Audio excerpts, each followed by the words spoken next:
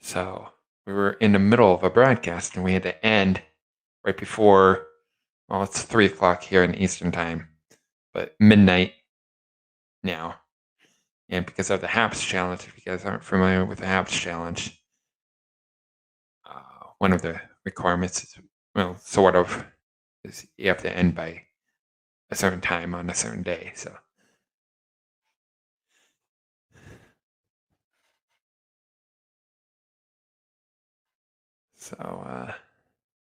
hopefully, we get people in here.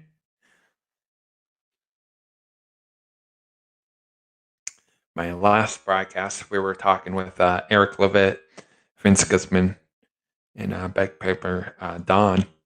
Wonderful guys. And we were having all kinds of audio and mic boom issues. It kind of worked itself out. So that was the reason for the title of my last broadcast, the one that I just ended a few minutes ago.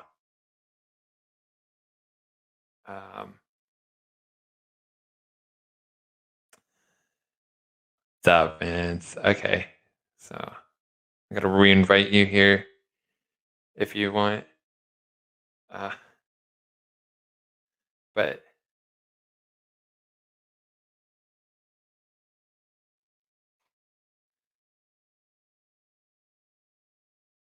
yeah, I guess Don said that we had to end before the midnight cutoff, I guess. So that's what we did.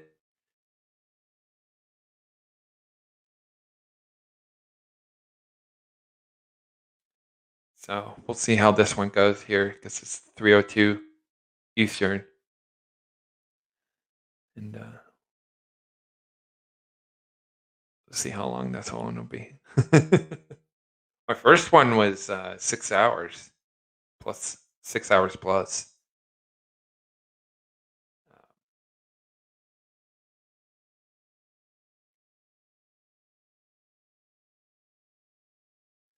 But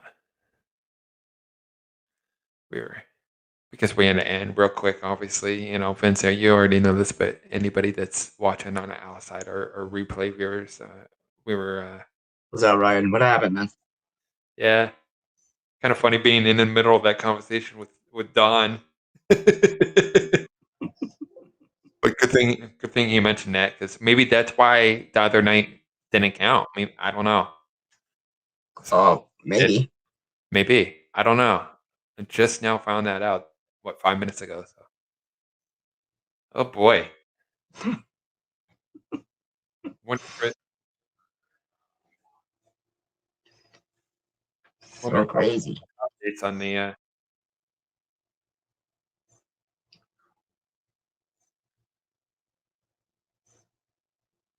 looking at my profile page for my phone. Did it? Oh, did it count? I don't know if it just updated or not. I don't know. About to find out. Okay, so it did update. Okay, so here's what it says. The line, the green line, says for Yeah. 2 weeks in a row, 2 out of 8. Uh-huh. But it still says you don't have a broadcast this week that meets the above requirements. You have 6 days to keep your streak alive.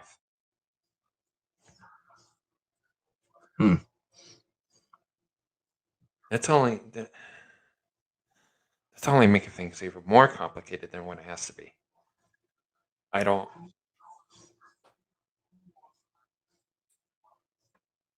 Something's not right. I don't know. I don't.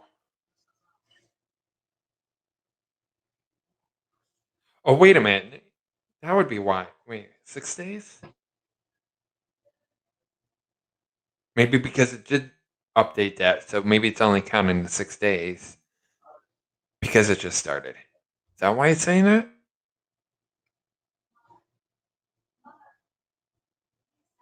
If it's giving me 6 days. Yeah, it's the same thing on my end, but I haven't. What the? I did one half chance that didn't count. my most recent one, right? Right. You're on 2 weeks or 3? I thought it was 2 weeks because I did like right before the 29th cutoff. Mm-hmm. Like I think it was like the day before, if not 2 days before. I think it was the day before. Yeah, because I did my second week like 4 days ago. Yeah. And then I did a couple days ago. Cammy was on, and we just hit the 250 because it was just dragging on to the point where there was no views like for like the longest time. It would be stagnant for like quite a while. Wow. Like hardly anybody was joining. So Cammy, what's up, Chris? Hey, Chris. What up, How you dude? doing, bud? You're more than welcome to come on in as well if you want. We just ended one and then restarted because of we're finding all kinds of unique stuff about the Haps challenge. Yep. But we're having fun doing it too. But at the same time, trying not to be stressed. Yeah. But Barnstable Town. Oh, wow. Thank you for the high award. Thank you. Okay, so when you start your bracket, now you can see your comments, right? I can see my comments now. Okay. Knock on wood. Yeah. That's a Yeah, because knock on on wood. your last broadcast, you can see them. I don't know what I did. Cut off. It's like you could see the cable hanging down like this, and it's twisted. Uh-huh. Somehow I got it twisted, and it was just over my keyboard somehow. Uh-huh. So it must have hit something. That's what I'm thinking when I was playing around doing all kinds of. That was interesting. I was literally having a. I'm not no offense or anything. I'm not a fan of WWE or anything like that, but I was literally having a WWE match with my microphone boom and the microphone at the same time, so I was outnumbered.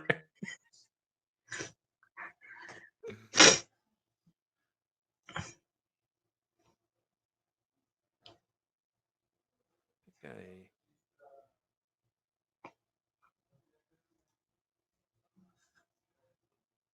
Wait, Eric, is this your second account already, dude? Or is this like someone else? Huh. Because I don't even know what's going on. Okay, so I rehid that. Hey, Don, how are you? What's up, Don? Welcome back. Welcome back, dude. Of course, you're invited. So we were just reading the green comment from my coins and rewards page on my phone. So Vince already knows, but yes.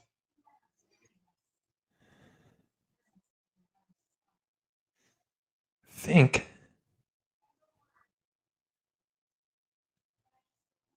and you don't have to, but I did invite you, Chris. If you want to, you're more than welcome as well. You do have an invite. Don. He's back. He's back. What a way to interrupt the conversation, right? A fake Eric account. Wow. Does that mean that fake account is going to get fake girlfriends too? Wait. What did you make a fake account, Eric? I thought that was your real one, dude. I must have said too, Wait, and then what? the picture was This a is little like bit different. I don't know. Is this a fake Eric? Is somebody spoofing him? Probably. I don't know, man. What's up, Brendan? How you doing? What up, Brandon? How's it going, dude? What's up? I don't know why I always forget to click on you. I'm yelling at myself. I wonder why the hell I'm showing. I'll say it for you guys. There you are. Sorry, Don. Oh, you're at work right now, Chris? No way. Okay. Oh, right. okay. Have you seen that before then, I assume? Yeah. You must have seen that before. Or is that the vibe that I'm getting out of that? Okay. I block that, and then Eric's like, what the hell? Then we know it's real. But this fake Eric account, Yeah. I'm trying to report it right now. Except it's not fully submitting. It's kind of weird. Uh-oh. One of those trolls. Another troll. It's on a Bears That broadcast. is Yeah. the fake that's Eric actually fun. account. Ignore, mute it, block it. Oh wow, that is visually fuzzed out now. I wonder if it's because of my or at least for me with my report.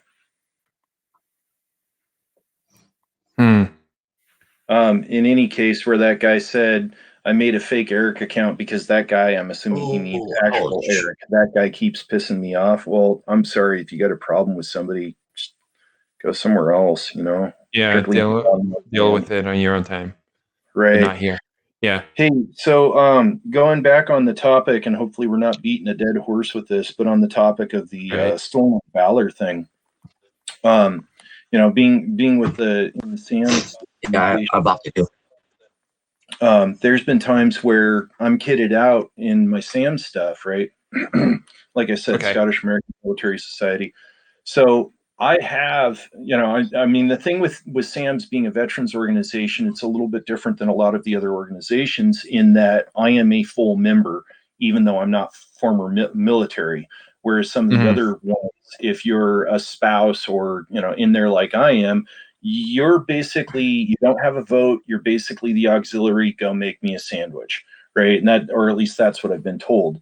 With the SAMs, though, I'm a full member. I mean, I can be a post commander if I get elected, for example.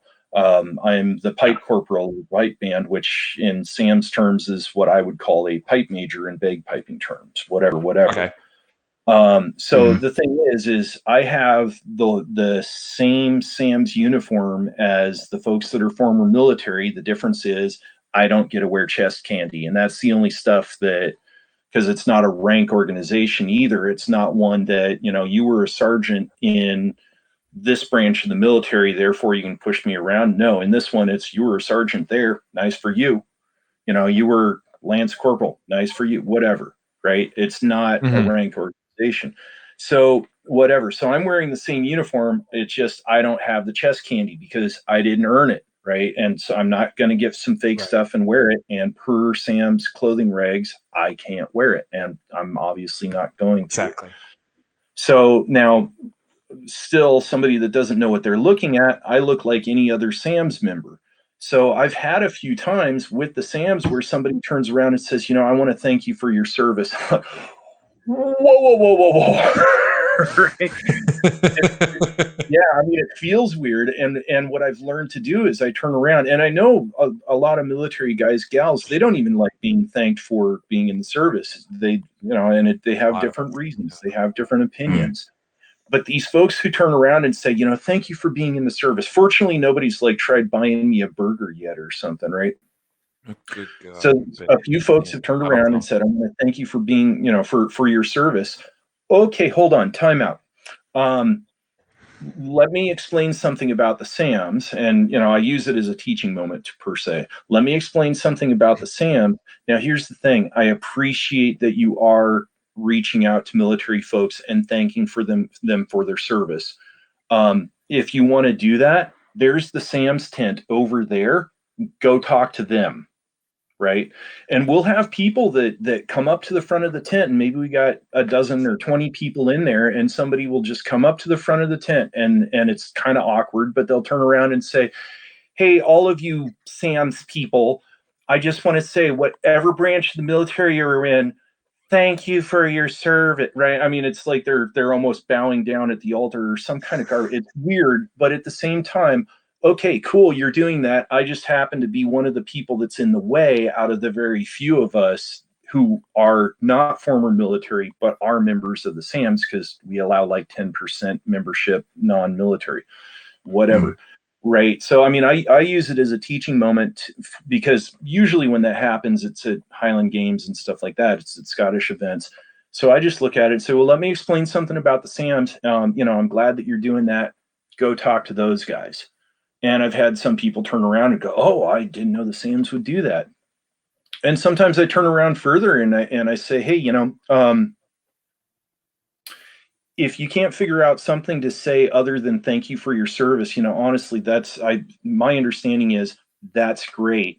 Personally, I turn around and say, hey, you were, like if they're wearing one of the ball caps, right? It's like, hey, you were Vietnam. What'd you do? What was your MOS, right? And I talk with people instead of the thank you for the service, because I know that one can be kind of a weird area. But usually when you turn around and say, what'd you do in the military, right?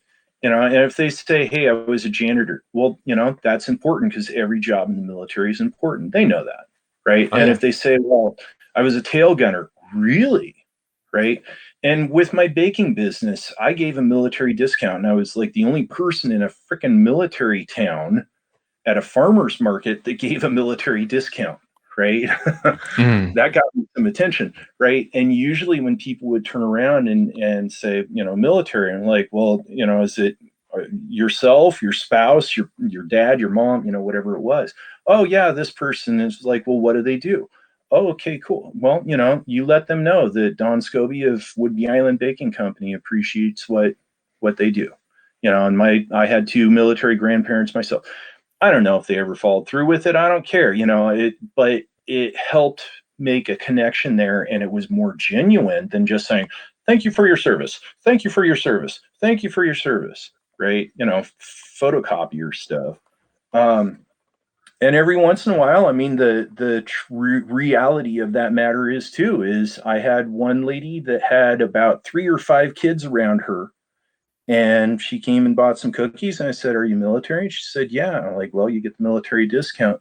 So is that yourself or your spouse? What's the deal? Oh, well, my husband. What does he do? Oh, well, he served here, but he died. Oh, crap. And I mean, that's the truth of it, though. And I said, wow, some pay, what's the line? Some give all give some, all give some give all. Right. And wow, I think I sent her off with some free cookies. I was just like, wow. And yet I got to have some interesting conversations with some tankers. There was an intelligence officer. We didn't get to talk about much, but it was interesting talking with him, put it that way. Do you have to get him to open up a little bit, or I know some? No, basically, I could hush hush. Just he was fairly hush hush. I mean, he would talk in very outside general terms about what he did. I told him, I said, I'm not going to ask you anything in content about what you do, but that's interesting. I've not met intelligence before. What's that like? And I left it to him to work within the standards that he's been instructed. Right. And holy moly, this is the guy you want as intelligence, because this is the sort of guy. I mean, you meet these people every once in a while, guys and gals. They have so many IQ points, they sweat them off in excess because they don't need them, right? I mean, they're just like abundantly smart. Oh yeah. Like, I don't have IQ spare. The higher ends are really good and really hard to get those MOSs, and you right? lucky Right. fool to get one in there. Best of luck to you if anybody's listening out there watching. If you're thinking about that, whatever, that kind of level. But there's all kinds of levels. Like, they don't really call it intelligence, but there's all kinds of levels of intelligence. And I was 14 Juliet myself, so kind of intelligence. I mean, I was privileged enough to have at least the security clearance, not like a real high end one or anything. It's not like I could go to Area 51 or some bullshit, but Well, that's identified about- aircraft, and if somebody went through like a TFR, I sit there and get to talk with air traffic control and with brass, and if war breaks out, then sit there instead of being behind a computer screen, sit there and get to shoot them. Oh, nice. Oh yeah, but I never had that, so only in training. So, but yeah, it's a little bit. It's a lot of identifying aircraft in that sorts. Knowing who's who.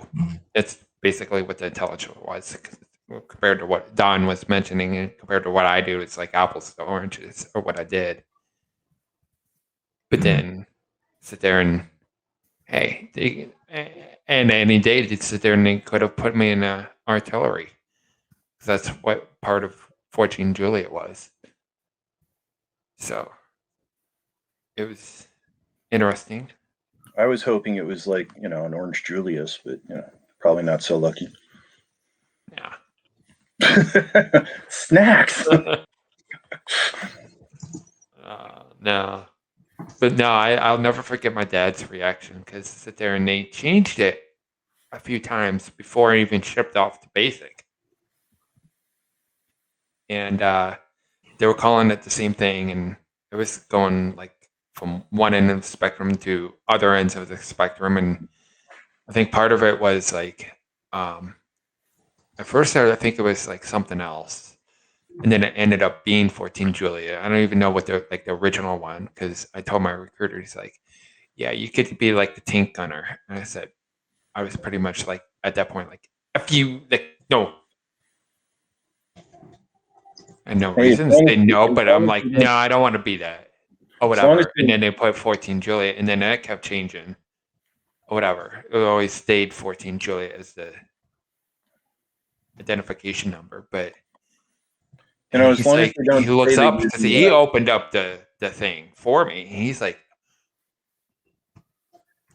you get to work with brass. Like, okay. Yeah, but see, as long as they don't turn around and say, you're the platoon mascot, everything's a win.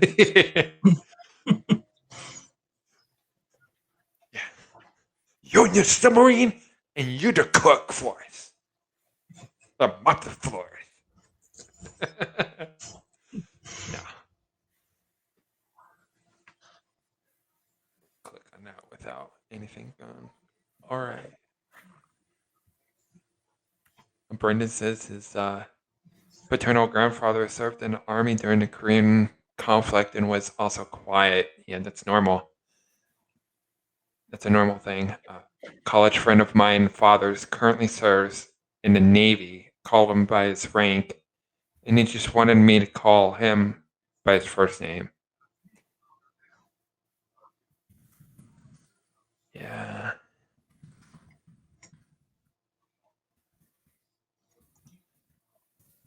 That's my biggest thing. Like when you get out of the military, technically you're back to the civilian world and called a civilian or whatever. I like to think otherwise, whatever. But so anytime like I reference like other people as civilians or whatever, that's what I mean by that. But one of my pet peeves is, I don't know if Don, you've ever had this issue where you've called somebody of a, not necessarily like a friend or anything, but somebody equal to or above you. Does that make any sense? Peer. Anybody. Okay. I'm trying to be so general to the point where it applies to anything and everything. Okay. But where are you going? Point being, like, well, if you ever had a problem with like calling somebody like a sir, like addressing somebody like as a sir or a ma'am, and I'm like, don't you dare call me sir, don't you dare call me ma'am. Hate that. I absolutely freaking hate that. Stop people. Stop it. Trying to be respectful. We're trying to figure out a way to, like, if we don't know your name, and we don't need to know your name or whatever, we need a way to, because that's how we think. Like, we need a proper way to address you. Just tell us. Who the hell am I going to call you by? What am I going to call you by? It? How disrespectful. Like, okay. Yeah, well, and that's a funny spot that also goes beyond military stuff, Yeah. because I mean, you can go to certain parts of the country and it is a cultural or subcultural thing that you say, sir, you say, ma'am, you say, yes, no, thank you, this sort of thing. I mean, I'm in the Pacific Northwest. It's just not been the thing here ever, and probably even less so now with the influx of people that have moved into Washington and Oregon and other area states. With some of the styles, some of the behavior, it really just, maybe I'm getting old or something, but it's just kind of like, okay, that goes too far. I mean, one for example is the whole jail in pants thing, pants half off your butt, right? Mm. So there are some things that I do intentionally, I've started doing that, I do just to kind of help to try and bring some civility back, right? Uh-huh. So, I will go into a building and take off my hat. Here and there, I do say yes sir, no sir. I Uh-huh. also I eased into that by, yes sir. I mean, doing it a little bit more playfully, right? Um, Right. and so some of that I've done, and some of that too. I mean, because let's see, I know Vince and Eric are in California, and you're a couple of time zones to the east, right? Yeah, Eastern time. Okay, more than a couple. So the thing too is like, I'm sorry, but we do have that West Coast thing of the feminism and all this other crazy stuff, where it's, these are my values and now you have to have my values too. It's like, when do I get to have my values? No, you don't get to Right. have. Right. So some of it even is just, I've started doing some of these older politesses in defiance, frankly. I'm sick and tired of this garbage, right? And so I'm partly doing it subtly, just to give it back, but also to bring it back and hopefully lead by example. You know, don't like that I opened the door for you? Okay, well, try and have a nice day. You know. Right. So I am doing those things, and I am doing some of those things, including, yes sir, no sir.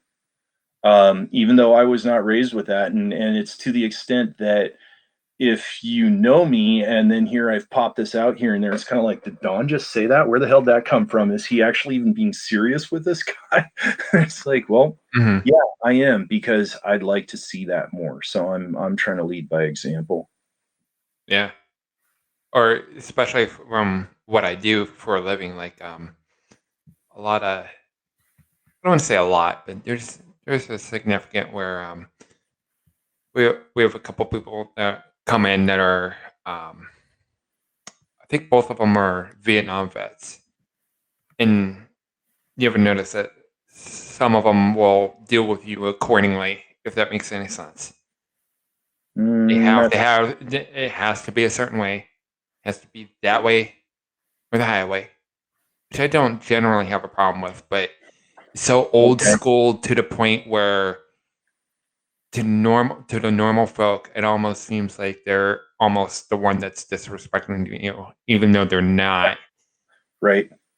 and they're, Yeah, no, I think I know what you're talking about. they'll just lose their temper real quick as if they're like, are they, or what's his name? Um,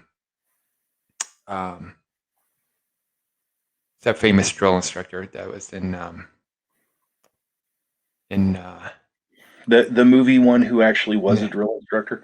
yeah, Arlie Harvey, or I know who you're talking I'm about. butchering his name. I'm sorry, sir. I know Guy who I you're looked up talking to. about, He but I was don't. such an awesome guy. Miss him. Rest in peace, sir. But Right. oh my god. But they're almost that version. The real life version of that. Arlie Oh, Ermy. Thank you, yeah. Brendan. Yes. Brendan got it. What the hell is wrong with me? What the hell is wrong with you? Yeah, some of the lines in that movie. Oh my god. Right. Something about like sticking it up the butt or whatever, and on a goddamn courtesy, get them to reach around or something. That was a great one.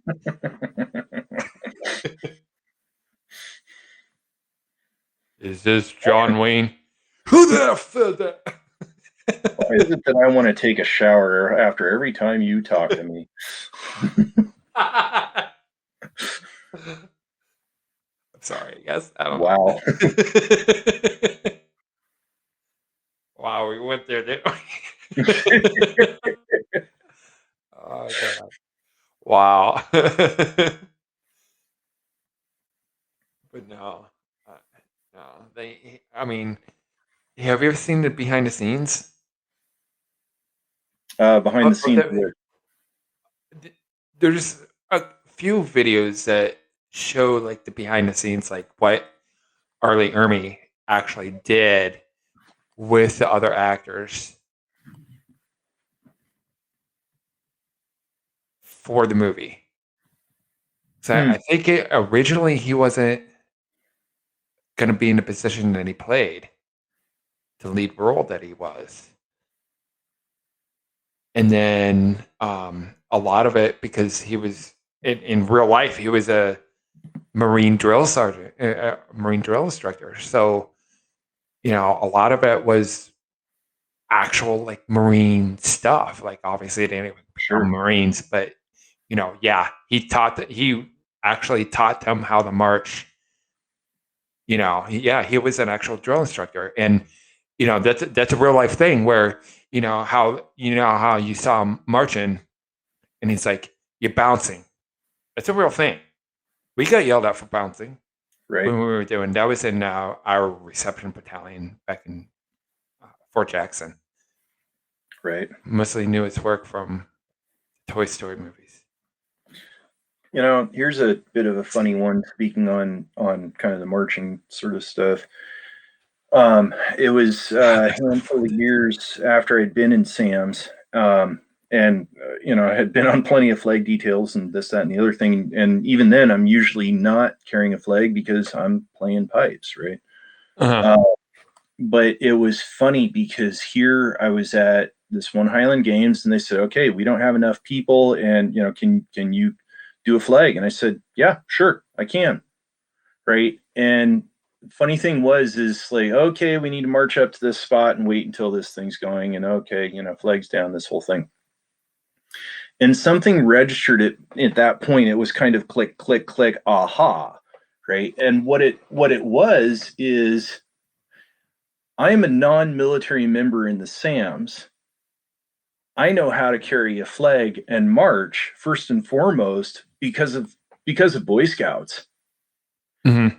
Other non-military SAMs members, where would they otherwise know that?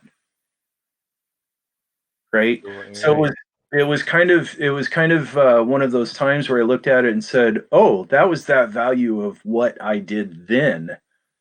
Here's where it pays off. Here's where it is now." And you know, left face, right face. Yep, sure, no problem. And some of that too also comes from, you know, with marching with you know, within piping and marching bands and things like that. But you know, I know how to do that stuff because of this other thing. But otherwise, you know, otherwise you have people where it's like march and they're like, "I don't know my left foot or my right foot." Yeah, we know. You know? So that was yeah, your other left. Right. Your other right. To answer Brendan's question real quick, they're asking if I'm an Eagle Scout. No, I am not an Eagle Scout. The thing with that is I actually started in Cub Scouts right about the same time that the organization was starting the Tiger Scouts. For just a point of time reference, I was in Boy Scouts into high school. I made it to Life Scout, and apparently I wasn't actually that far away from finishing Eagle. At the time, I was getting very busy with high school. I was also becoming an opinionated teenager, and I had gotten to the point where I was questioning elements of the Boy Scout organization. In addition to that, my particular troop wasn't really interested in doing scouting stuff, and I was. They were more interested in having our meetings every week and playing basketball instead of doing anything. So it was kind of a combination of things where I just wasn't into it anymore. My attitude went elsewhere, and I ended up not finishing that. And that has left me with a bit of an odd hindsight. That on one hand, I wish I had finished that. On the other hand, I had my headspace at the time, and I stayed true to that. Um, so yeah, Eagle, no. The flip side of it too, though, I also look at it and say, what have I done since then that has been service oriented? Can I say I'm an Eagle? No, I can't. But can I say that um, I have put myself, I've volunteered myself to my community, to my fellows, to my peers, that sort of thing. Yeah, I can, and maybe part of that too is because of that scouting experience. And then about the only other thing I can say there, and I also have read your I have stayed away from Boy Scouts after I made it to Eagle.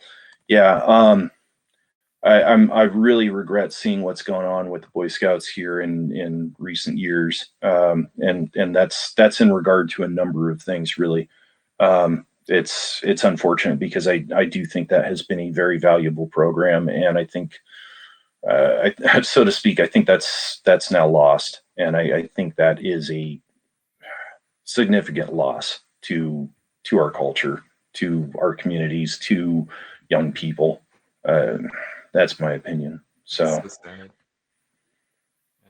let alone when the other thing is when you do have, because my dad's still involved in Scouts here on North Woodby, and their troop has something like an 80 percentile Eagle rate, whereas other troops have a 20 percentile. And a number of these guys, they end up going into the military, and they turn around and they say, yeah, every time I come up for promotion, I get it. Every time they need someone to do a job, they need to make sure it gets finished, they call me. And that does get valued. That does get valued, and does in the right circles, and yet myself, if I go and put that on a resume with a workplace, they're kind of like, aren't you a little bit old to be listing Boy Scouts on your resume? And I'm like, well, I'm not wearing my uniform now, and I couldn't. Oh, wow. You're Brendan, you're saying your troop almost folded. Mine actually did after I left. Wow. Oh boy. Wow. That's those are some interesting comments there. Yeah, mine ended up folding after I left, which I kind of looked at and said, gee, guys, when you just want to play basketball once a week and not actually work on badges or anything, are you surprised? So I in that regard, I also feel kind of good that I got out of there, that I didn't, how do I put it? I wasn't a part of the group that made it fold, put it that way.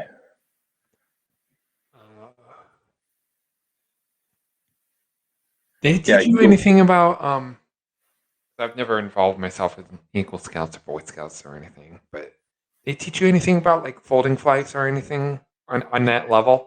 Okay, so again, going back to where I've been a part of a number of color guards, yeah, we did flag folding, we did flag retirement, and that's even a thing there, is that we do handle, we run the flag up, we bring it down and fold it. So yeah, I got that from Scouts, and I'm able to do that in SAMs. And even then, one of the other things that I got from Scouts that I've taken to SAMs, and I don't know if I've made a little bit of a debate within SAMs at some point, my understanding has been that if you are with a uniformed group and your group's practice is to salute the flag, then you're supposed to salute it, not hand over heart. right? So Right. as far as I know, that when I'm with the SAMs, even though I'm not former military, because I'm with the SAMs, if everybody else salutes, I salute. Salute. Yeah. And That's as right. far as I know, I am incorrect. If I am with the SAMs, they're saluting, and I've got my hand over my heart. Right. And I know that from scouts. So, and I think that goes into flag code and stuff like that. But yeah, we did flag fold. And an interesting one that's kind of come up lately is somewhere I started to understand that with each fold, there's, for the brother, for the mother, for the, and I was told that no, that's actually some sort of like romantic revisionist history garbage, that doesn't exist. I forget that part of it. Mine was a little weird when I learned, and um, I don't even know if my whole platoon actually learned, because the circumstance on how I learned how to fold the flag was, I guess I consider quite bizarre, and at the time I didn't really think anything of it or whatever. But my battle buddy, and then there was another two soldiers, two female soldiers, and then my battle buddy and myself. So just the four of us. So we were on some kind of detail. I can't even remember what the detail was. But the rest of the platoon, rest of the company was doing something else. They were nearby or something, and we got to fold the flag with our immediate drill instructor, because how depends where you are, but some are a little different. But the company that I was in, a Charlie company, 8 drill instructors, 2 platoon, so 8 or 4 platoons, obviously. You'd have the main drill instructor and then your assistant drill instructor, their battle buddy. What was nice is because they could be either male or female. They didn't have to be both male, female, whatever. And our main drill instructor, drill sergeant Allen, female drill sergeant, cool drill sergeant, real cool, hard, but she was pretty cool at the end of the day or whatever. And Sure. I think it just happened by chance. So I don't even know if it was like obviously it's not like a requirement, like a graduation requirement by any means, not even close. But we ended up getting to fold a flag, and I remember my battle buddy actually asking us, like, he must have noticed something the three of us didn't notice, and he's like, drill sergeant, is this a real flag? And she actually had to look into it, because like right that second, even she didn't know, and she had to like authenticate the flag like live, like right in front of us. She's like, kind of looks at it, and like after a few minutes, she's like, "Yeah, this is real." So I don't know, where that comment come from or whatever. I didn't ask him afterwards, but thought it was a little weird. But I'm thinking, because before he asked that, I'm just automatically assuming that it's real. Like, why would this be something else, or just like a prop or something? Maybe I was thinking that or something. Yeah. Something for training purposes. Maybe I could see that, but fold the real thing. No, and that what makes sense. I've never given thought to that before. I mean, I know that the U.S. flag that I personally own in my small flag collection, I'm sure if you looked at it, you'd find a tag on it that says "Made in China." Yeah. But I rather have it over. I remember her telling us how to check if it was real. I can't remember off the top of my head exactly how but she told us like right after. I know she did. But still to this day, I don't remember what circumstance led us up to actually doing it. I just remember doing it. That was back in 2004. That's how long ago that was. But yeah, I'll never forget that day, just standing there like that. And then having a bizarre conversation with one of the 2 females. Not too long after, that has something not to do with what we're talking about now. That was a little weird. But I have lint in my navel, huh?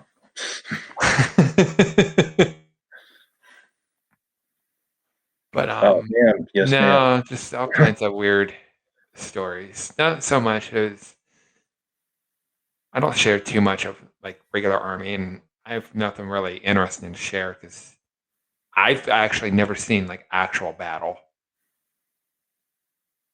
myself. Right. I've been deployed, but I've never been actual. I've never seen actual like receive combat pay or anything. I've never, but a lot of the stories that I share is usually like just training stuff. Right. And some of the stories are just way out of just. One of them's really depressing and sad at the same time. I've shared on here before. That's a whole thing. That's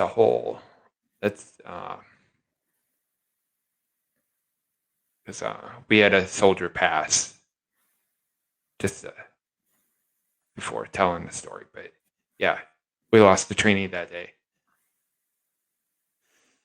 Yeah, we That's not good.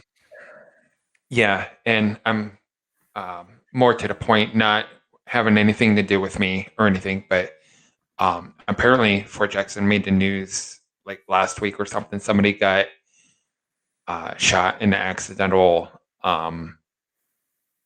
accident literally like a few days ago in Fort Jackson, and I'm waiting for them to update the story. I don't think they even updated the story. Yeah, I think I kind of heard about that. But maybe it's on there. I haven't really checked, but yeah, Brendan, take that last word of your sentence there, and that's an understatement. Massive understatement, and it gets a little weird because we went to the 120th. That's our reception battalion at Fort Jackson, right? And they call it the 120th AG reception. I don't even know what AG really actually stands for, but it's Attorney General. Okay. I should have known that. Just out of Probably not in that setting, but to all the rest. Everybody's telling me a junk. Like, what the hell is a junk mean? Like, what the? But our first sergeant was a total douche, total asshole. How do you really feel about him? He was just a hard ass, and at the time we didn't think anything of it. We thought it was completely normal because we got that the second we stepped off the plane at Columbia Regional or Columbia Metro, I think it is, or whatever. Because you deal with it or whatever. We even deal with it technically. Technically, that's not true because our flight attendant on the airline that we flew in she was having a bad day or whatever. She knew that everybody was about to become a soldier, citizens soldiers. So she's like, hey, I could treat you however the F I want kind of thing or whatever. Because of a smaller airplane, she was the only flight attendant on board. Or one of the 50-seaters, so you need one flight attendant. You can have two. Because they have two jump seats in their 50-seaters, the Right. ERJ 145s, but she was having none of us like kind of like, okay, yeah, like, I'm your bitch, sorry, sit down and shut the F up. That's what her attitude was. She wasn't cussing or nothing like that, but that's what her attitude was. And it's probably like, yeah, you're probably just having a long day and we were good, we're all behaved or whatever. Right. But she knew she could get away with it without getting reprimanded and out of work or whatever. Regular airline, it's but it's like, yeah, I get paid the same rate, but it's the government paid for your damn airline ticket. Now shut up. She probably figured that, like, yeah, they probably bought you into the cheapest chicken possible kind of thing. Yeah, wow. It's like, and you get what from this lady? Right. And then our the liaison at the airport or whatever, and then that's how it started. But then the first sergeant, like I said, he was a complete a-hole, just without nothing of it, whatever. And anytime that we'd form up in formation, he would be like a minute or two late. We would all be in time, but he would be like a minute or two late. Again, nobody thought anything of it. Nothing. Right. Not that I knew of. Whatever. And it just so happened that, because I don't know how it is, and I can't speak for the other training installations like Bragg or Bliss or any of those, but we were separated. In other words, all males were on one side, and we stayed that way until actual ship day, actual day 0, they call it. Right. And then females were with female. And then they integrate you once they form your actual platoon and your actual company, you're integrated, and that's cool. And I forget who it is. One of our training installation is all male. Period in the story. No female whatsoever. I don't know about drill instructors, but as far as trainees, it's all male. But for checks, it's all integrated. And we noticed that this one female out of a whole brigade, not just the battalion, but a whole brigade, this particular female kept being late, and we were starting putting two and two together, thinking, okay, there's something wrong, but nobody can figure out what the hell is going on. We didn't know, like, why is she more privileged than us or whatever. We didn't think anything was wrong. It was just unusual. Right. And rumors started flying. Life goes on. A week and a half later, we were there for a lot longer than some others. You know, sometimes you'd be there for a few days. Sometimes you were we were almost like a week and a half in reception. Finally got shipped. Red phase goes by. And now we're like in the beginning of white phase. You got red phase, white phase, and then blue phase. White phase happens. We're like in the beginning of white phase. All our classes are done or whatever, and we're learning how to. We were going to have some classes that day to learn how to take part. Back then it was M16A2. Now these were actual rifles. Now it stands for carbine, which is a carbine, shorter rifle, and almost every day you'd wake up, you'd get in formation in our company formation area, and the way our barracks, you have to understand the way our barracks are set up is, okay, so you know what a helicopter symbol looks like at a hospital, kind of, right? Oh, for the like an H, kind of. Right.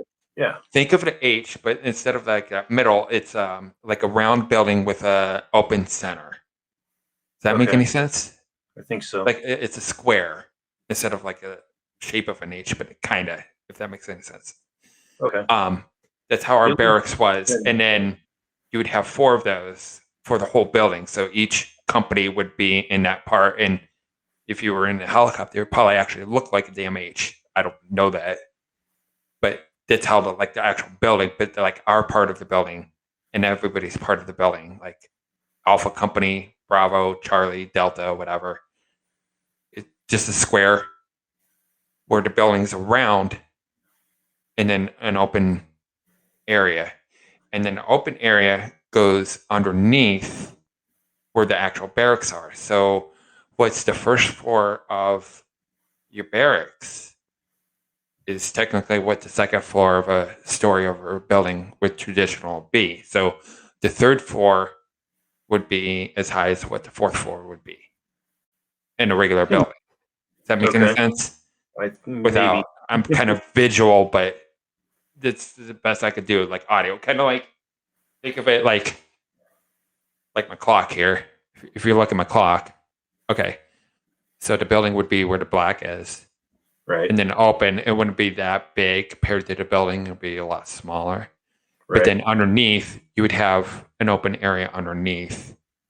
Oh, okay. And that's what our company formation area was. And we were not allowed to go in the center unless you were like lining up to literally march somewhere, go somewhere. You would line up in the center, and then you go, and then you line back up or whatever. But you're doing all the counts like underneath the barracks and everything. And it's still considered outside, even though you have the building above you. So, anyways, normally you do PT, then you go to breakfast chow, right? So you normally wake up like at 0530, something like that, 0500, right around there. Depending on the day, sometimes as early as 0400 or 0430, depending, but usually it's like 5:30 or so.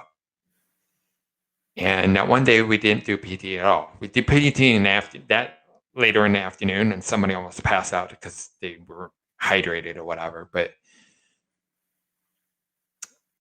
we noticed there was two females missing. We didn't know what the hell was going on, but we knew two females were missing. One ended up being with a drill sergeant, and then with military police. Later, it survived, but one of the two that were missing committed suicide that day. And the reason why she committed suicide is because her battle buddy, not her battle buddy,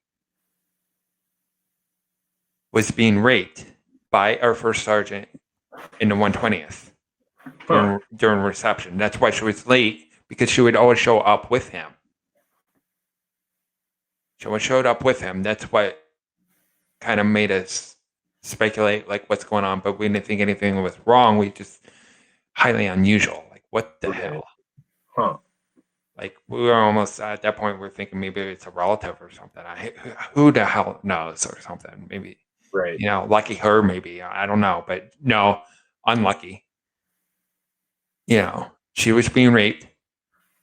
She ended up surviving. Okay. Rape survivor.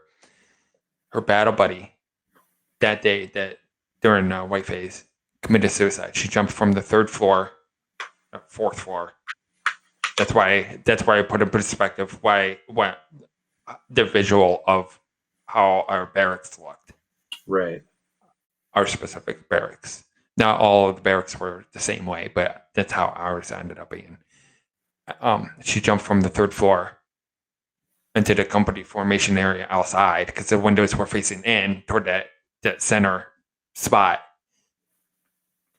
And one side was males and the other side was female barracks of the building. And then the center of the building was like drill sergeant or whatever, housing from them or whatever, if they're doing like night duty or whatever. But she jumped and she was DOA. And we didn't even do formation, nothing. They said just we can't say much or whatever. I don't remember the exact words, but they didn't really tell us much. And they said, just go down.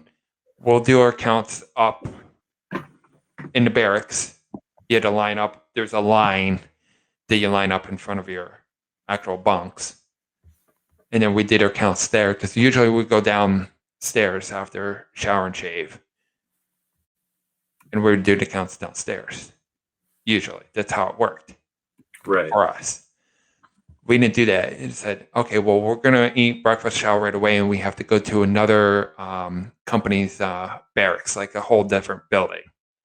Not like the other side of our building. Like, we have to get away from our building right now, and we're not the only ones doing this. Like Alpha, Bravo, and Delta are doing the same thing. And together we marched as a battalion down to some other battalion, and not very far away at all. Like maybe like 1,000 yards, if that. Quick march. Later that day, we found out that female passed. It's like, okay, she's no longer with us. And then the other one, the one that was raped, she was offered to go home early to be medically discharged. They really wanted to do that for her. It's like, okay, well, we'll medically discharge you, but they'll still consider it, honorable or whatever, because there's no fault of her own, whatever. Right. And I don't know exact what punishment our first sergeant got into. I know, obviously, USCMJ or whatever. big in trouble. But yeah, I don't know exactly what happened to him. I have no idea. I almost don't want to know. Yeah. Like, you deserve Yeah, to you be might. killed at that point. Right. Yeah, you know, kind of funny thing on that. It's one of those holy shit stories. Yeah. Yeah. I ended up working for the Navy toward the end of my high school period. Sorry, I got to do a little multitasking here. I'm also going to have to wrap this up because it's pumpkin time, brother. Oh yeah, yeah. And it's 4:01 over here. So. Right. Anyway, so I was a lifeguard at the MWR at Sandpoint Naval Station, and Oh wow. the last night that I worked there was like December 30th. I mean, it was not New Year's Eve, but it was pretty dang close. And it was the last night that I worked there because on January 3rd, I ended up getting into a car accident that precluded me from being able to work for a while. Oh, And the thing, though, that was kind of funny is it kind of looked like maybe something had happened and I didn't return because of that, but it was unrelated stuff. I mean, car accident. The thing that happened, though, was the XO came into the pool drunk with his buddy, also drunk, and the guy decided to pick a fight with me. oh shit. And one of the things you don't do in the military, technically, as I understand, is you do not mess with the civilians, period.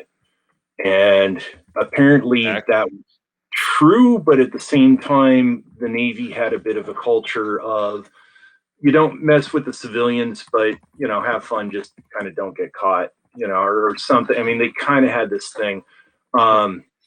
And I mean, mind you, this was for what it is, for, again, point of reference. This is around tailhook time. Anyway, the XO ended up coming in drunk, decided he was going to try and push me into the pool because he thought, again, drunk, that'd be funny. And we ended up having a tussle and kind of backed off, and then it started up again. And it was funny because picked a fight with the wrong guy. Oh shit. He ended up getting his butt. Oh, that had to be embarrassing for him. Yeah, well, he fairly well got his butt beat by a civilian. And I mean, here's the thing too. I'm a lifeguard. I know how to deal with a wet pool deck. Most other people don't. So, you were in my domain. Yeah. Anyway, so I ended up not returning because of this injury that I had from car accident. I ended up doing whatever it was that I needed to do to report. Well, I reported the situation that night. Because and I don't remember right now if I called the base police or quite what. I mean, mind you, this was about December 30, 92. So a couple of years ago. Yeah. Anyway, the thing that was funny is at whatever later point I got contacted by some sort of military investigation, Navy investigation type person. I met with him off base and did a bit of an interview about what happened, but then I never heard anything about, what happened after this. And for many years, I thought of writing military records to find out, what came of this. It was, I think, 6 or so months after, because I ended up not going back to work there. But at 6 or so months, I ended up running into one of my regular lap swimmers, really cool lady, Navy nurse. And she's like, "Oh yeah, I noticed that you were gone. That, it's too bad. And hope you've gone on to something you're happy with." And I said, "Well, actually I've been out of work, and hey, do you know about the last night that I was there?" And she says, "Yeah, actually I know quite a bit." I'm like, "Oh, okay." So she talks with me, and I said, it's kind of weird because this guy picked a fight with me, and then I ended up doing this interview, but there's been no follow up. I haven't been told the resolution. At the same time, it's good because they haven't told me, like, I, as a civilian, have to go off to military prison or something. Or, I mean, they didn't fire me because of it. And she ended up saying that he ended up getting a dishonorable. I said, Oh, damn. and so I've been curious still to get military records on this thing, but again, going back to the SAMS folks, I've spoke with somebody in my post about this, and they said, I said, this is what I was told. I don't know quite what this means. Can you make any better sense of it? And they said, yeah. So here's the thing. What the military will do in part with the officers is they will give them, I think it's kind of like the equivalent of a field promotion. It's not necessarily completely legit, right? So basically, they'll promote the person in rank, put them in a position like XO, right? And if they complete the position and retire out, then they get that rank and that retirement. If they don't, and essentially they're able to dangle that over their head the whole time, more or less, go and do your duty because I told you to this way, or we're going to kick your butt out of this position, and then you're back to being, whatever rank they were beforehand. So essentially, what they clarified for me then was that this guy ended up losing the rank that he was at in the position for XO that he was put into. He would have been retired that he was at the position prior to being XO, and he probably at best had a reduced retirement for what he would have been for his rank prior to XO. Like, oh, wow, okay, still I wish the military had followed up with me just so I would have my part of the closure on that. But if that's the case, then I don't terribly feel so bad. I mean, the guy screwed up, plain and simple, and he got his butt kicked for it. So by a skinny teenage civvy. Holy cow. Yeah, so that's always been one that's kind of it's kind of this odd unfinished limbo thing with me. Ooh. Wow. But all otherwise, for the stuff that was going on that base, I don't miss working for the Navy. So, and as they say with the Navy, it stands for never again volunteer yourself. Apparently, that goes for civilians too. So yeah, it is though. And yet, the truth of the matter is, here on Whidbey Island, the Navy is the largest employer, and I would love to be working for the Navy again if I could just get some fairly quiet little position where I just go there Monday through Friday, 9 to 5, do my thing, go home, But at this point, it is so much more steep to try and get a job on a base because of what you have to do just for the application process. It was, I mean, basically, when I got that lifeguard job, I got hired on word of mouth. I got the job because my sister was already a lifeguard there.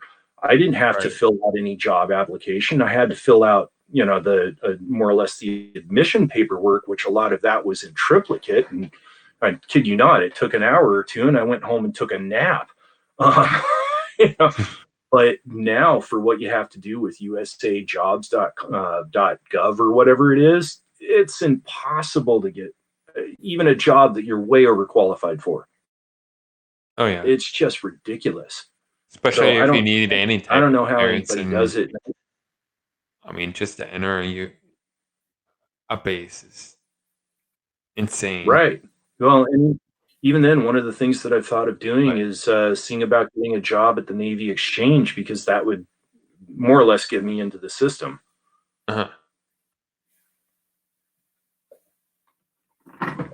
Good there. But at this point, trying to figure out other things. So see.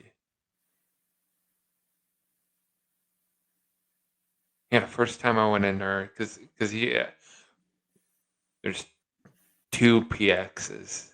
Well, I think there's more than just 2, but the ones that I went to when I was in Fort Jackson, the 2 PXs, like a regular one that's more of like it was more like a drugstore size kind of thing, and it was the most basic of like they only sold. You use your smart card, and they sit there and they preload money on there or whatever, and shaving cream for the guys and razors, the most necessary out of the necessary, and everything has to be approved. It can only be certain things or whatever, and then at the same time, that's where you get haircuts. Right. Whatever. So anytime we went there, we get our haircuts because that actually happens. I'm assuming a lot of people think that's only like a one and done thing, before once you get the basic, you have your haircut and that's cut and dry, so to speak, but no, you have it at least a few times. I had to been at least 3 or 4 times in basic. Maybe it's many 5. I didn't count them, but it was quite a few. It was quite a few. Whatever, because you have to replenish or whatever, so to replenish and re-shorten your hair again, and girls, the females their hair had to be a certain way or whatever. Right. Now they're actually a little bit more lenient, literally as of like a couple weeks ago. I guess I didn't read into it, but I guess they leaned up on the ladies just a tiny bit. I guess I guess they can have colored hair now. Blueberry, welcome. They can have colored hair now, but it has to be a natural hair color, like can't be like blue or green, none of that junk, nothing like that. But no, like if you're like a brunette, you can change it to red, because obviously redhead, that's natural. Go from brunette to blonde or vice versa, whatever. I guess they're allowed to do that now. I didn't really look into it because I don't really need to, but So no point. But combat purple hair. Yeah, nothing. And then something about like fitting ponytails or pigtails or something. Something. Can it be gray? Can it be gray? Good point. Wow, I like that. That's That's a comment of the broadcast. It's a comment Wow. of the night. I like that. Yeah, and probably the other one that wouldn't fly, and occasionally it's natural for people. I've seen it, not a lot. Yeah. Oh, wow. I don't know. I had a guy in my junior high school. He had dark brown hair, but he had like these albino spots. So he had these little zips of white in his hair, and it was totally natural, but not common. And he said, because it wasn't albinoism, but, and I mean, mind you, junior high school was about 1986 for me. So it's been a couple of years. I've had a few hits on the head. I don't remember everything, right? I remember asking him one time, and I'm like, so, what's the deal? He's like, yeah, a lot of people think that I bleach it out. I don't. It's, this is what it is. And, it's because I have blah, blah, blah. And it was this really uncommon thing, but it's totally normal, known medical thing. Okay, so what does that do? Make you grow horns or something? It's like, no, it does this. One of my regular customers, she's young. I don't know exactly how old she is. I want to guess maybe she's young, mid-20s, maybe. Okay. I know she's young. We can hope. Horrible age guesser, and I'm not about to ask her age. Not even close. Not like that, and there's no reason. But no, if you wouldn't think twice, you would think she actually has like freaking gray hair or something. Right. But that's how blonde her blonde hair is. She's considered blonde, I guess. Well, gray has also been a style here for like almost like a silver color for her, kind of. Yeah. Like Blueberry just said, some girls are coloring their hair gray. It's kind of a thing. Maybe, I don't know. I don't really interact with her. I don't know her I just see her. I just happen to see her. Whatever. We don't really interact at all. Just Right. at least not on a regular thing. But yeah, back to the PX. Like, they have a main, like the main PX at Fort Jackson, and that store's huge. I think it's Right. bigger than a lot of Walmarts. And God, I was like a freaking kid in a candy store.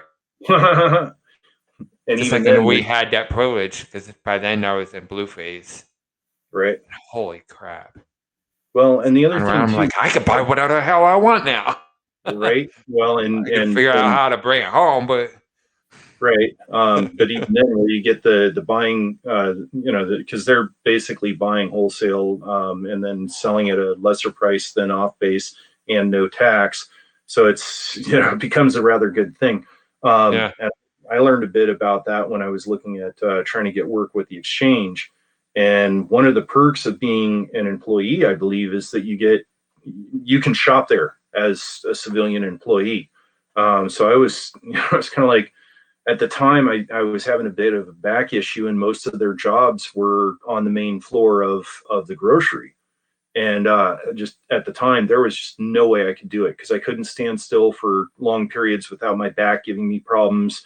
oh darn, Lifting things were problems, and I've worked grocery before, and it's honest work.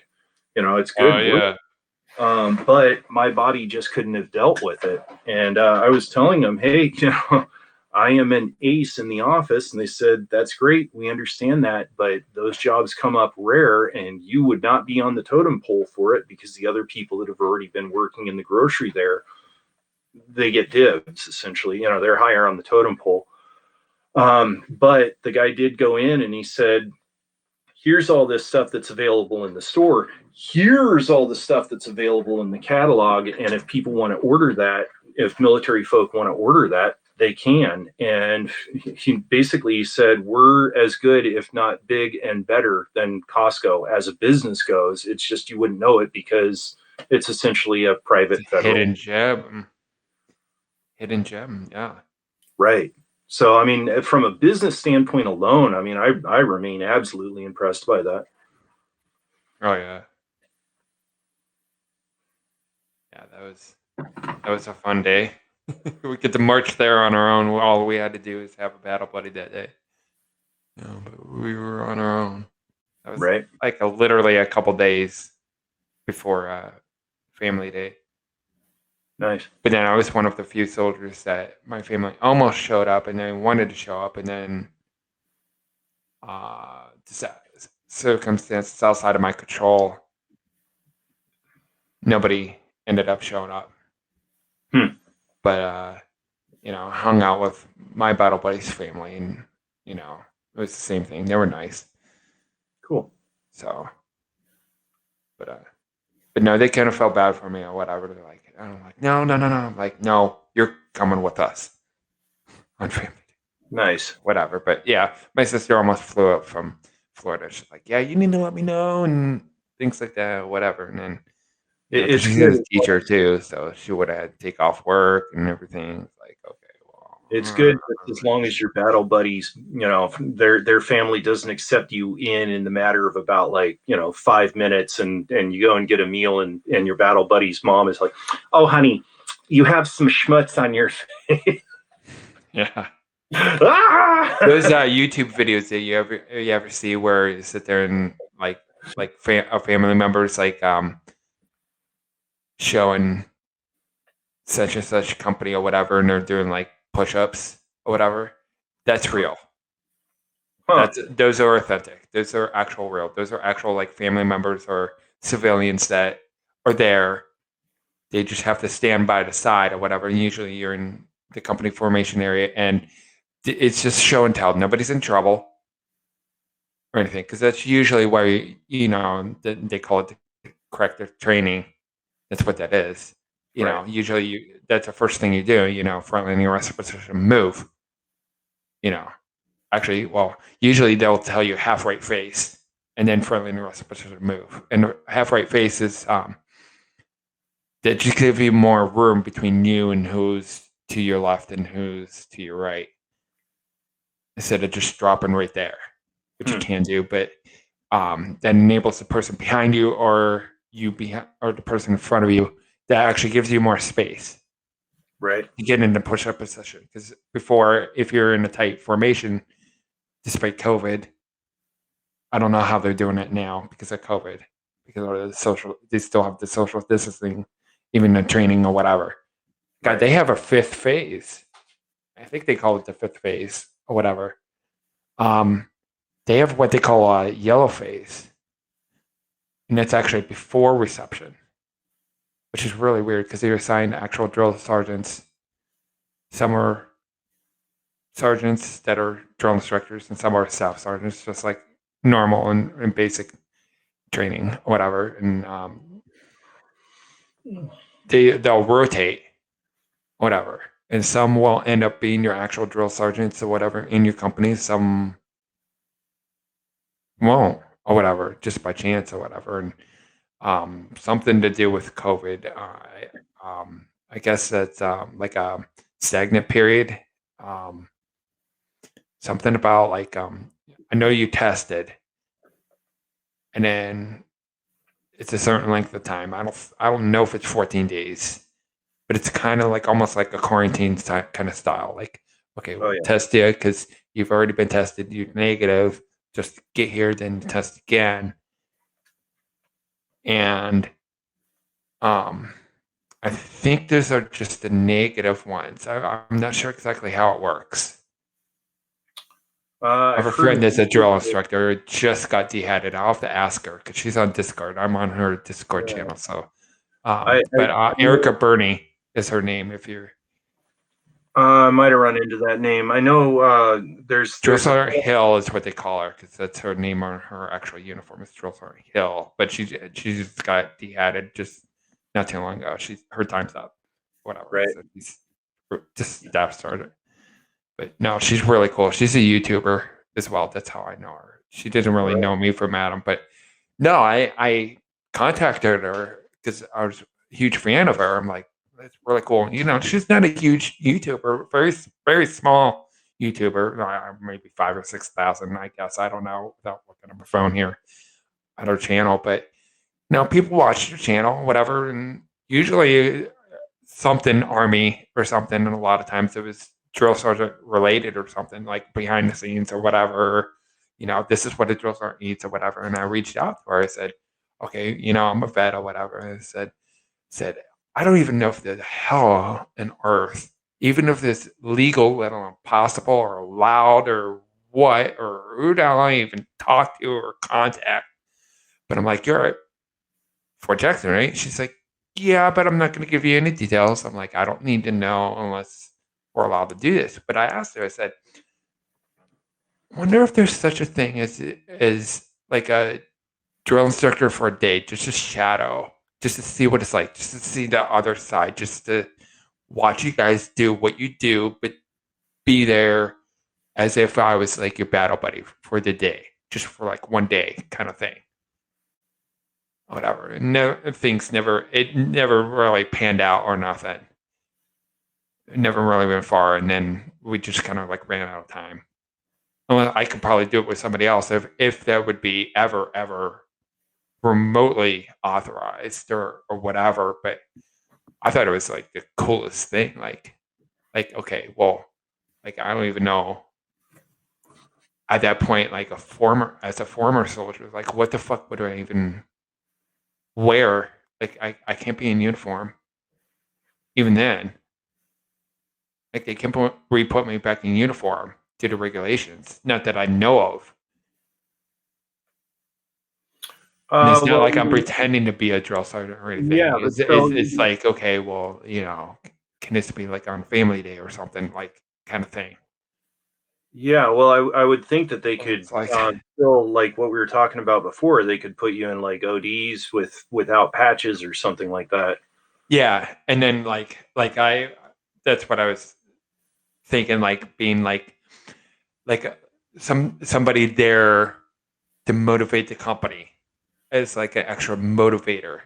Well, then you want a cheerleading outfit, not ODs, or at least OD green. But you know, oh man, you know, hey, soldiers, don't F up. You know, there's always that soldier kind of thing. And just give them pep talks all day. Right. And they're like, okay, well, you know, figure out how the hell you going to address me, you know, still address me as a civilian, I guess. I don't know. You know, call me yes, sir, no, sir, kind of thing. I guess. I don't know. Right. I mean, you're allowed on base and whatever, and you can interact. I know you can interact as far as like you can technically attend training with the trainees or whatever. I don't even know the circumstances on that as well. I mean, you're not doing the same thing the trainees are. Like if it's like Tower Day, like if you're going up Victory Tower, they're not going to have that civilian go up to Victory Tower. I would do it in a heartbeat. That was one of the most fun days that I had basic. Was Victory Tower. Just point me toward I'm freaking afraid of heights and sit there and had the time of my freaking life. That was one of the best days of basic training I ever had. Right. Get to rappel and climb up ropes and do all kinds of stuff and all kinds of compliments from Dressler Allen, but just point me toward the 50 BMG. I'll say, let me drive that thing. Yeah, there you go. But yeah, I don't know. Mr. Ryan, I'm going to have to say thank you for having me on, but I got to crash. Yeah, it's getting Vince and late or early, Harvey. Yeah, I like to think it, but yeah, well, pretty soon, Harry Potter. Like, you know. Yeah, I'll probably hop down as soon as you hop down. I guess probably. Yeah. Because I really have no material here. So usually I have something prepared or some kind of material or something to talk about. Right. Oh, well. 4:30 in the morning. So tomorrow's just a full enough day between teaching a pipe lesson and talking with the parent of the student of the pipe lesson to let them know that they're about $300 behind on tuition, and then try and do my broadcast and try and do a few other things in between. So I'm running around like a nut. So. Wow. Yeah. That's kind of how I work. Yeah. Kind of how I work. I work tomorrow or today, however you want to. But I don't have to be at work for another 12 freaking hours yet. Yeah, 5 in the morning, 5 in the evening is 12 hours. So yeah 12 and a half hours. So I got all night. I can still have it full night's sleep.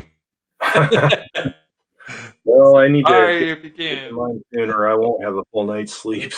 Oh, I'm sorry, dude. Oh yeah, well. Yeah, but yeah, thank you for hanging out, and always appreciate it. And thanks for helping out earlier as well. Right now it doesn't matter because it's not even hashtagged or whatever, but we already did it last broadcast. And yeah, well, and you've got an update. Nick and time. So no, you're not going to suddenly get the other 170. Is there anybody famous out there? Yeah, I mean, you can come and help. You can come and help with my count in not quite. Let's see, what would that be? 15 hours. No, 17 hours. Excuse me. 17 hours. Okay, 12. Yeah, because it's a broadcast at 7. That might work out. Yeah, I'm only doing a 4-hour shift. Yeah, well, I broadcast at 7 p.m. Pacific. So that's okay. So usually I get home around 10. So that's like almost takes me a whole damn hour to get home. So yeah, you'll have music. Right when I get home, I can hop in. Whatever, possibly. So. Well, I'll be playing music. So cool. Yeah. I'm 1700 to 2100 tomorrow. So yeah. All right. Well, thank you. Too tired for math. I know. Yeah. 5 p.m. to 9 p.m. For those of you who don't know military time, but no, I do. Yeah, that was a story. First day of basic training. That was we had hydration formation or whatever, and Dressler Allen's like, okay, well, you could be back down here for hydration formation at 2100, and everybody's just looking at me like, that's what I operate on. Oh, cool.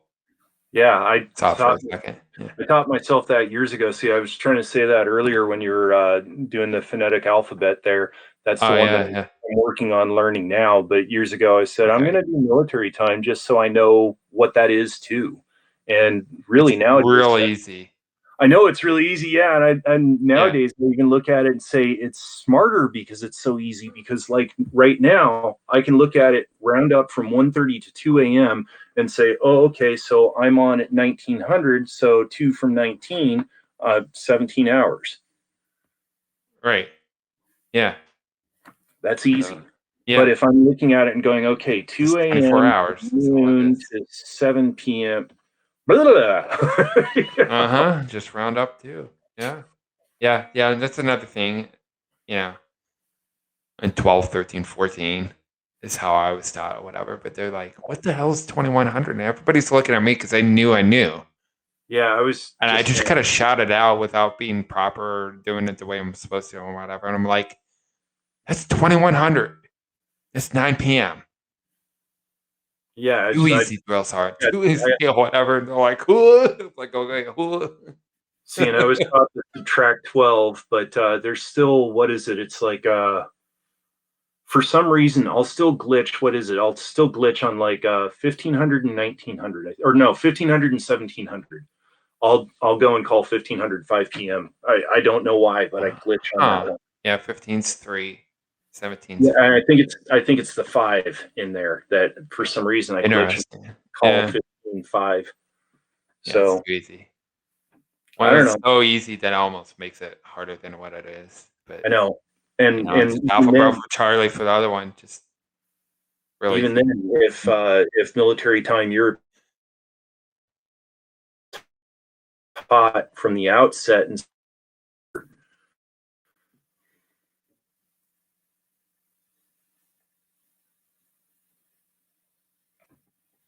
at least for learning time. So anyway, Right. but I got to crash, man. Yeah, I'm gonna hop off too. So yeah, thank you very much. cool.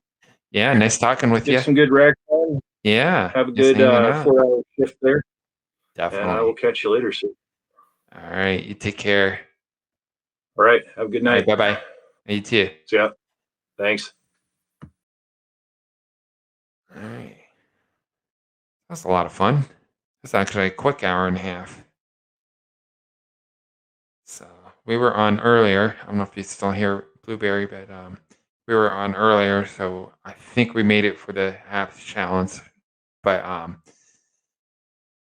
if you saw any part of that broadcast, that was me trying to call out Amazon in just an unconventional way, I guess, because the microphone boom that I'm using now is I guess I can reword it in a different way, but it was quite finicky, and I was literally live on air having a almost a WWE match with my microphone plus the wire plus the boom itself, and then at one point,